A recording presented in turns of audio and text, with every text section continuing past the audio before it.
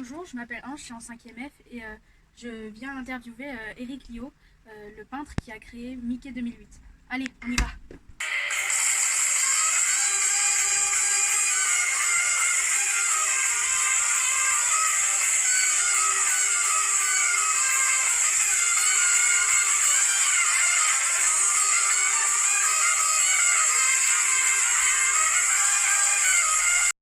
Bonjour Monsieur Liot, pourriez-vous vous présenter en quelques mots? Bonjour, je m'appelle Eric Liot, j'ai 55 ans. J'ai fait des études d'architecture, mais j'ai arrêté en 3e année afin de devenir artiste. Pourquoi avez-vous quitté l'architecture afin de devenir artiste? Pendant mes études d'architecture, j'ai remarqué que je dessinais beaucoup de meubles. Je voulais être designer. Et je ne voulais pas être un petit architecte, je voulais être Le Corbusier. Je me suis tournée vers le design, je suis rentrée dans une petite boîte de création afin de payer mes études. Ils m'ont appris à peindre, à utiliser les bombes, à travailler avec mes mains et c'est devenu petit à petit. Et vous arrivez à en vivre aujourd'hui? Oui, ça fait très longtemps même. J'ai exposé dans la galerie Beaubourg, c'est là où tout a commencé.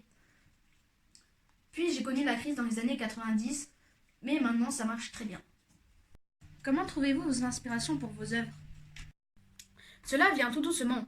Je n'ai pas fait les beaux-arts, je n'ai jamais appris à dessiner ni à faire de la peinture. Ces 15 dernières années, ma technique a évolué en bidouillant petit à petit. Comment procédez-vous pour vos assemblages de bois? C'est un mélange de plein de choses différentes. Il y a du contreplaqué, du bois peint, du papier et des choses que je fabrique moi-même. Et si cet assemblage est assez bien fait, il a une certaine cohérence. Comment reconnaît-on votre travail? On reconnaît mon travail grâce aux vis et à l'ensemble qui doit donner un ensemble homogène. Où trouvez-vous vos images? Eh bien partout. Je trouve des images dans les revues, sur internet, etc. Puis je les bidouille sur un ordinateur pour avoir la taille que je veux afin de faire un collage. Et pour les objets, je vais dans les brocantes ou les poubelles. Donc comment votre travail se présente exactement? J'aime bien faire un mélange entre la peinture et la sculpture, mais toujours en relief. Car je peignais directement sur le bois, car des fois je suis plus artiste et peintre que d'autres fois. Mais tu sais, Ange, tu peux me tutoyer. J'ai un fils à peine plus grand que toi. Pourquoi choisissez-vous? Oh, pardon. Pourquoi choisis-tu des images en rapport avec les dessins animés et les mangas? Parce que j'aime bien les images. J'aime les personnages que font les autres personnes en dessin. Donc, dès que je vois une image qui me plaît, je la prends. C'est les illustrations qui m'attirent. Ensuite, je réalise un mélange de toutes ces images. Nous avons un point commun tous les deux. Le skateboard! Il y a plusieurs références au skateboard dans vos œuvres. Même de réelles planches. Oui, j'étais skateur. J'aime bien l'imagerie.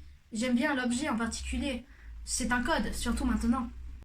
Tu utilises beaucoup de logos. Est-ce parce que tu les apprécies ou bien pour éveiller des souvenirs chez les spectateurs? Cela me parle à moi comme cela parle aux gens. Ils les apprécient et moi je les aime esthétiquement. Peux-tu nous parler de Mickey 2008? J'aime le vieux bois qui a vécu. Pour Mickey, je l'ai utilisé car j'avais envie de faire croire que c'était un vieux jouet.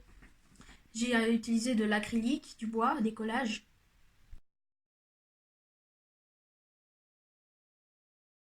Andy Warhol disait que le plus grand peintre du XXe siècle était Disney. Mickey a inspiré beaucoup d'artistes comme Warhol, Liechtenstein, Basquiat, Banksy et tant d'autres.